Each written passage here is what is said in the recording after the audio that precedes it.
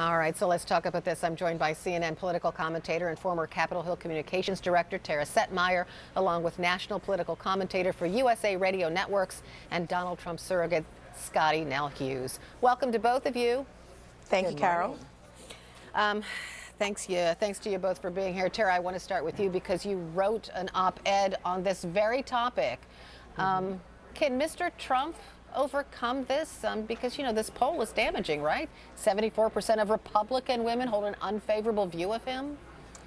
Yeah, that's a pretty astounding number, and it's been over 50% for a very long time as well. So it's not like this poll is an outlier. Donald Trump's negatives outweigh his positives across the board, except in the Republican primary. And even there's some questions about whether he can ever get above 40%, because he has yet to reach the 50% threshold, unlike Ted Cruz, who actually hit the over 50% threshold twice in 2 states.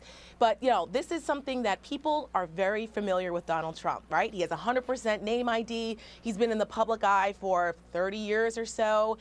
It's very difficult to change people's minds this much. When you're looking at 74% of women in a general election have an unfavorable view of you, what are you going to do? All you have to do, if you go, when he's up against Hillary Clinton, I can already see the Democratic ad guys looking at this and going, okay, we're going to pull out every single quote that Donald Trump has said about women, the fat pigs, you look with the face of a dog, a woman who was a lawyer who was asked for a break to breastfeed during a deposition with him. He called her disgusting.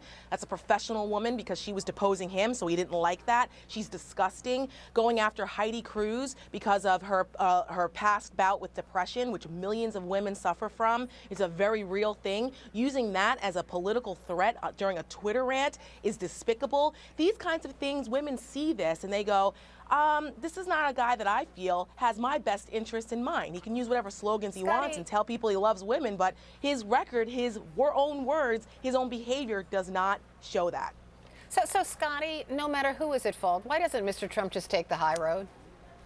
I think he does a couple of times. So let me just point out, unfavorable does not mean not voting for, especially when you're going up against Hillary Clinton or whoever the Democrats decide to put for. So just because it says it's unfavorable, sure, I might not agree 100% with who any politician says. In fact, that's a good thing. But that doesn't mean that I'm going to go swing over and throw a temper tantrum and vote for the Democrat. I don't know. Do you have a daughter or a little sister? I absolutely. In fact, I'm very, today's her 8th birthday, and I'm taking her to Trump Tower to see Mr. Trump and to see everything he's built, because that's why people like him, is because we have children and they can see what hard work does pay off, whether you're a male or female. I show her who Ivanka Trump is.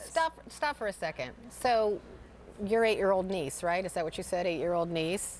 Yeah. Right? Okay, so how do you explain to her these things that Donald Trump says about women? Real simple. Sticking stones may break my bones, but names will never hurt me. You know what? I'm sorry. You're sitting here talking about words. I look at actions. I want my daughter to base her career on actions, and the actions of Mr. Trump and what he has done for women, how he promotes women within his own company, how he promotes his own daughter and the women within his own family, and how protective he is of those women. That speaks a lot louder than any words that might be spoken. And I give women a lot more credit. They don't just go for, you know, talking points. They actually go for what they produce. And you look at the jobs Mr. Trump has produced, you look at how protective he is and what the things he has built. That right there, I think, will appeal to women. He might be unfavorable in opinion, but that doesn't mean when they go into the ballot box that they won't push the button for him. Do you agree with that, Tara? Can I address that? No, absolutely not. You know, in the Bible it says the power of life and death is in your words, okay? Words matter. Out of the abundance of your heart, so shall the mouth speak, okay? Words absolutely do matter, and to dismiss what someone has to say, I think, is completely disingenuous. So you're going to teach your kids or your niece that material wealth, your daughter, so material wealth supersedes someone's character, integrity, their own actions. But because they build tall towers and they've hired some people, their character and integrity doesn't matter. I think that is no. Words don't reflect character and integrity. You want to talk about character and integrity? What you speak,